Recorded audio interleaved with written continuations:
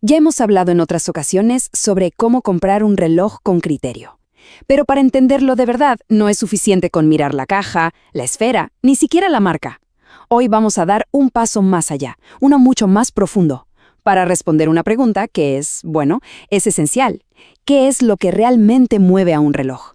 Porque, y esto es clave, por dentro, cada reloj responde a una filosofía, a una manera de entender el tiempo que es completamente distinta.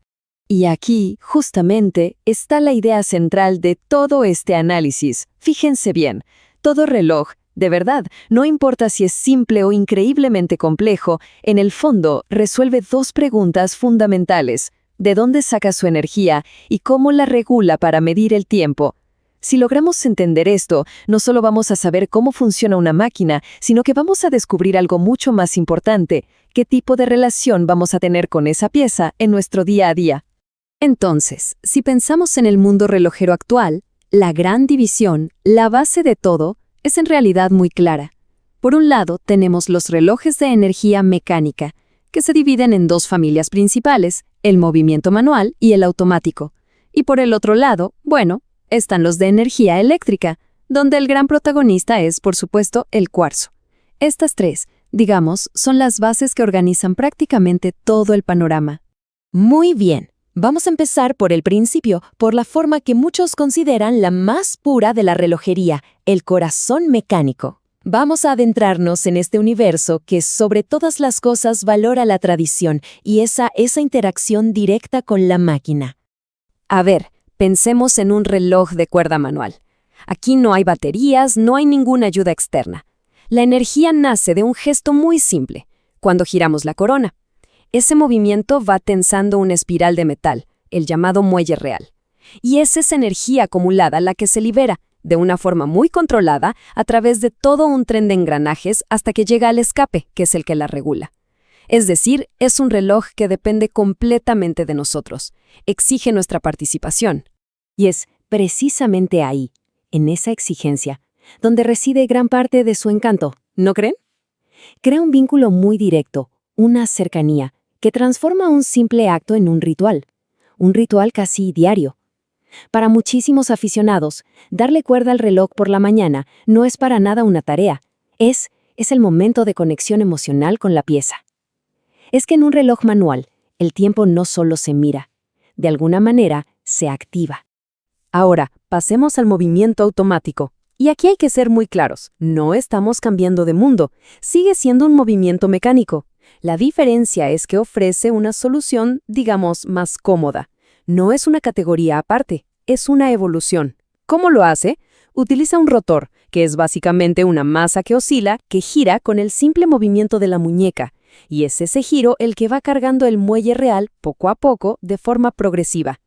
Y es por esto, precisamente, que el movimiento automático se convirtió en la solución más popular, la más exitosa de la relojería moderna. Porque, piénsenlo, logra lo mejor de dos mundos. Conserva toda el alma, toda la fascinación de la mecánica, pero elimina la necesidad de darle cuerda todos los días. Hace que esa tradición sea mucho más práctica, mucho más cómoda para la vida cotidiana. Bien, ahora vamos a cambiar de carril por completo. Pasamos a una filosofía totalmente distinta. Y quiero ser muy claro con esto. El cuarzo no es y no debe verse como una versión inferior de la mecánica. Es simplemente una respuesta diferente, mucho más pragmática, al mismo desafío de siempre: medir el tiempo con precisión. En este caso, la energía viene de un lugar muy diferente, una pequeña batería. Esta batería envía una corriente eléctrica que hace vibrar un diminuto cristal de cuarzo, y lo hace a una frecuencia increíblemente estable, pero increíblemente estable, lo que le permite tener una precisión diaria que es, francamente, superior a la de la mayoría de los relojes mecánicos. Todo en él está pensado para la exactitud y, si se quiere, para la baja fricción mental, para que simplemente funcione. Y entender esto de verdad, es crucial para tener una visión madura, una visión completa de la relojería. Alguien que elige un reloj de cuarzo no está renunciando al gusto por los relojes, para nada. Simplemente está priorizando otro tipo de relación con el tiempo, una que es más directa, más exacta y, sobre todo, más despreocupada. Y justo esto nos lleva a un punto que me parece muy importante.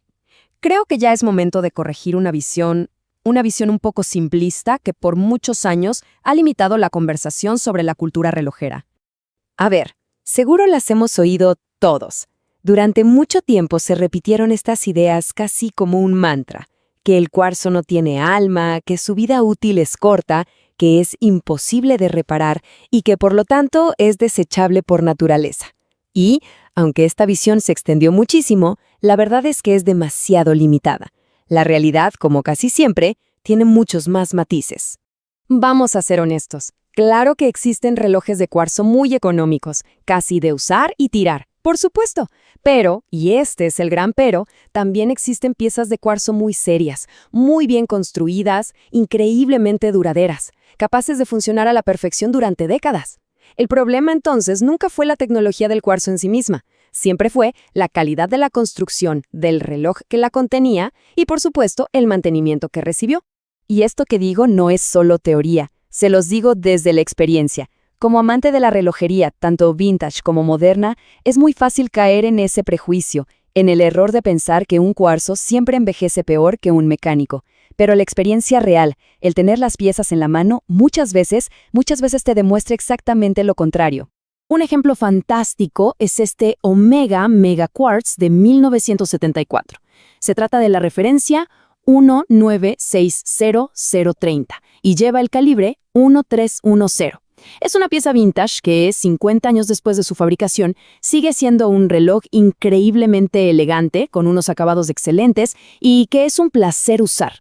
Su sola existencia, la verdad, pone en jaque toda esa idea de que el cuarzo nace con una fecha de caducidad.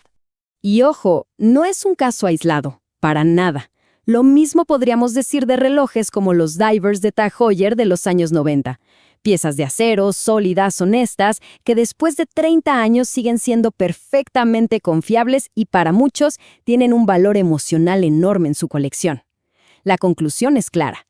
Cuando un reloj de cuarzo está bien hecho desde el principio, no tiene por qué ser desechable.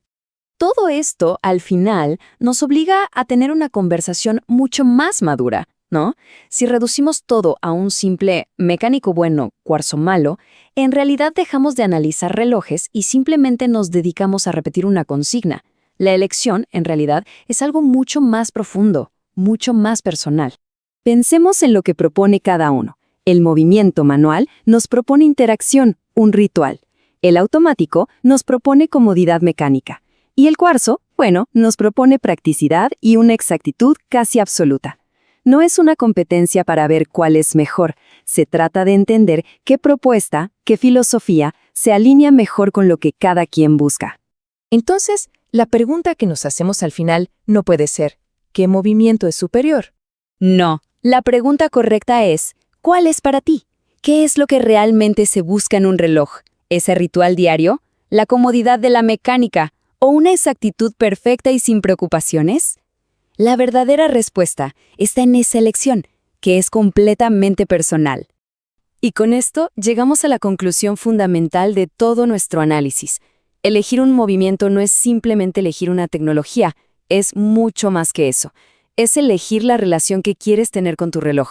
Es una decisión que trasciende la ingeniería porque define cómo vas a interactuar día a día con esa pequeña máquina que mide tu tiempo.